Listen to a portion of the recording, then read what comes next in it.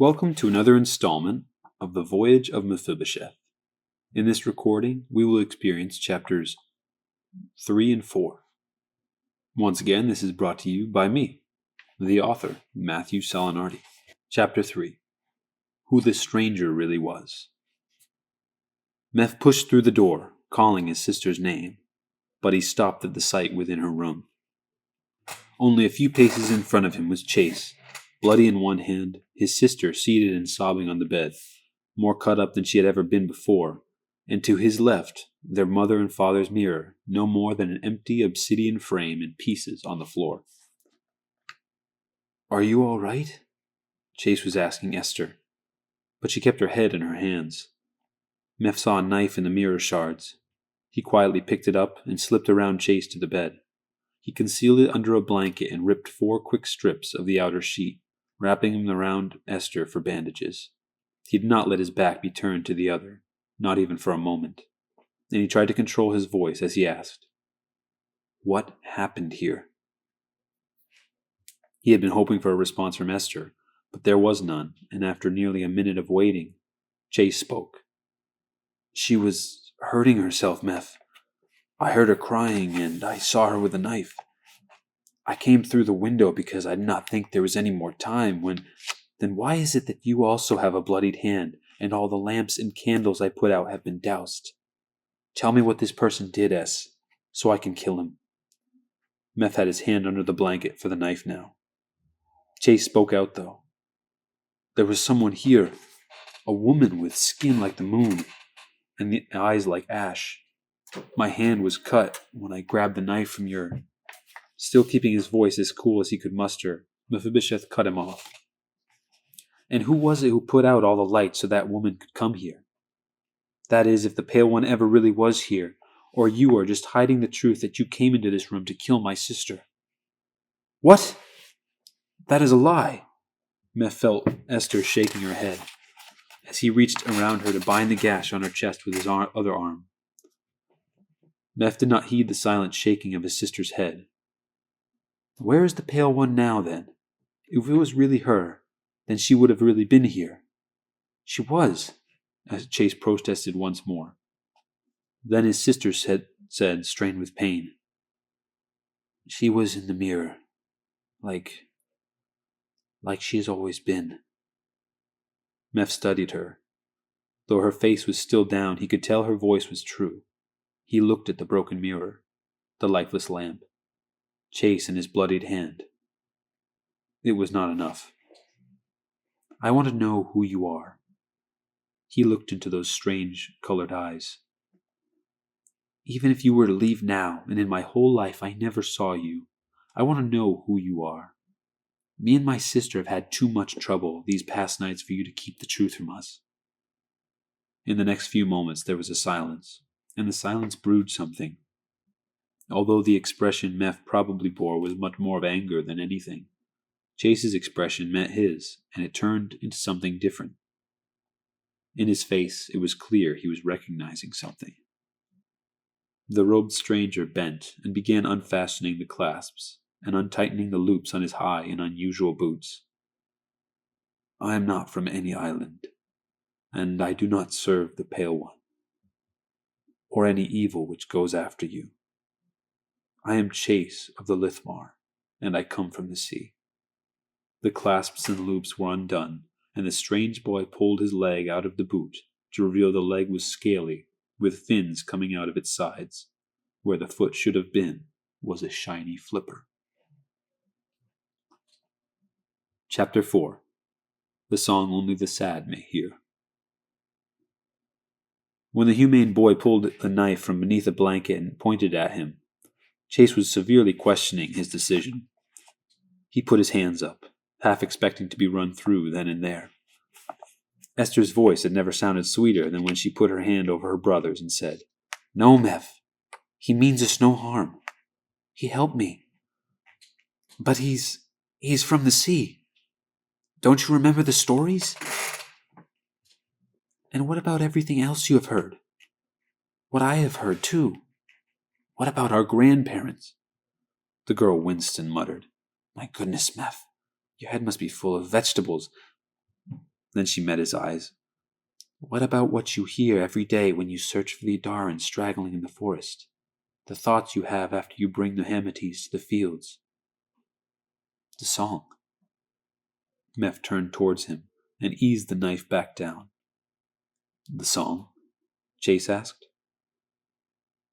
The song that is not really a song, yes. I hear it every day almost, whenever I go. It is a song of the plants.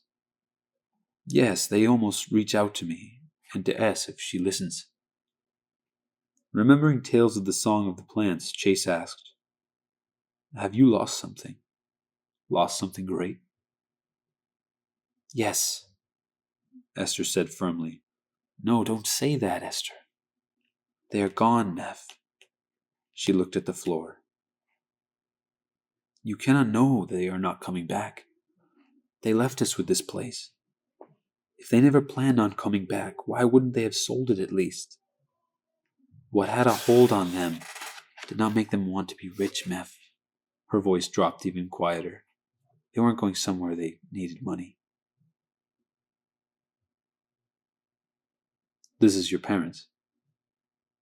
Yes, was their unified answer. And Chase was dumbfounded for a moment how perfectly Meph had convinced him of his lie.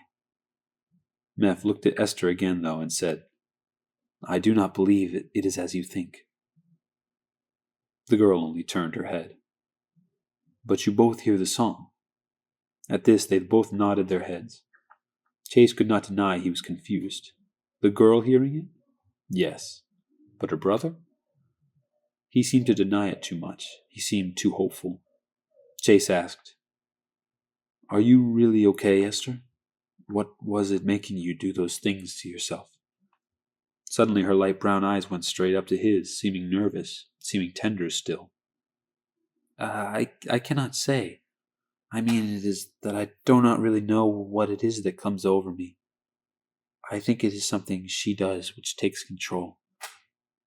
Oh, Chase simply said, although in his head he was even more puzzled. Of course this pale one was taking control of her somehow. Why had Esther even mentioned that? Still thinking of Esther and her struggles with the dream woman, Chase said, There are no dreams like the ones she gives you, or gave me where I come from. You both could come. I think it is far enough from this woman's touch. No one is visited by her? I've never heard of it happening, but ever since I set my fins down here, I have been chased and hurt by more things than I had ever imagined. If I stay here much longer, I don't see how I will ever make it home. That is why you caught me hiding after I was running. Soon I am going home.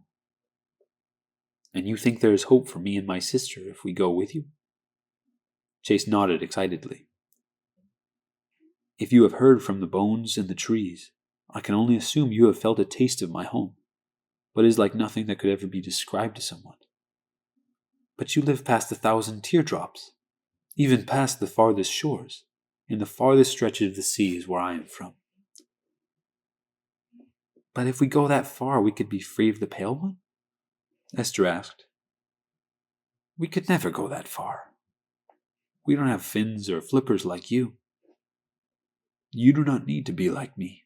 The gates of Grace's cities have been opened for anyone, for everyone who wishes to pass through. Not taking his eyes off Chase, a bewildered Meph plopped onto the bed. But I just can't understand. How could this be? And how could we really get there? Would we ever come back? I think you will want to. Not because you want to leave, but because you will not want to keep it a secret. I do not know what the people have told you about the waves and all they hold, but everything is brought back to as it should be, or made new. What is it that is out there other than Esther being safe? Out there? You have to be there yourself to understand it. No words really work, but once you make it past everything that tries to kill you or hold you back, out there is where the essence of the sea is so strong the waves become like crystal, and everything you see and taste is good like gems. I can get us there, all of us. It will not be easy for me to do, but Esther, you can be safe from the spirit that comes after you. And both of you can go into the great throne room of Emmanuel, where you can see for yourself. It is not just something I can rightly describe to you here. What would we need? Not more than what we can carry, and a boat, one large enough for us three to drift the open sea.